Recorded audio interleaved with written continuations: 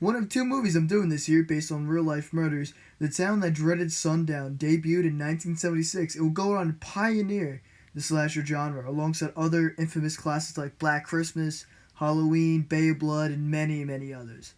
The film will garnish a remake in 2014 and is still played in Texarkana every single Halloween at an outdoor theater. The film stars Ben Johnson as a detective in town trying to end a string of murders. The deputy, played by Andrew Pine, would also go on to be in Lords of Salem and The Eliminators. Dawn Wells of Gilligan's Island fame would also play one of our victims.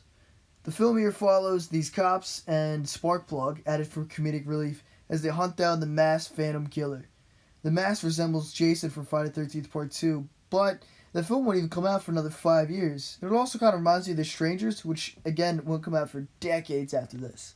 The Phantom Killer title was taken from real headlines in the Texarkana Moonlight Murders.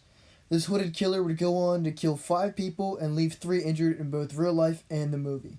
The film ends with a chase where the killer actually gets away and is never to be seen again, with a great slow motion shot of them firing through a moving train. But in real life, I haven't heard anything and haven't seen any evidence of a shootout, but the killer was never to be found again. There are a lot of similarities with this film and many other slashers. The one girl's last name is even Loomis.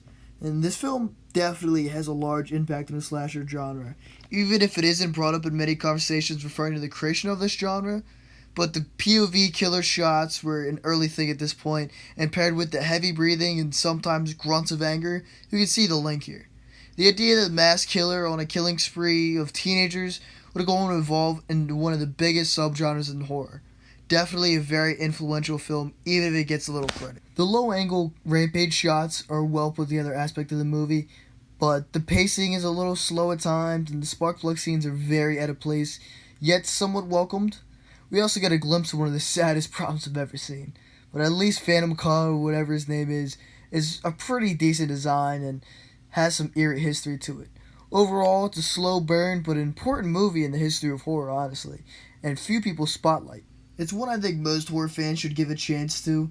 Not an overly brutal film, but an important one nonetheless, with some real-world backstory to it. And was known only as the Phantom Killer.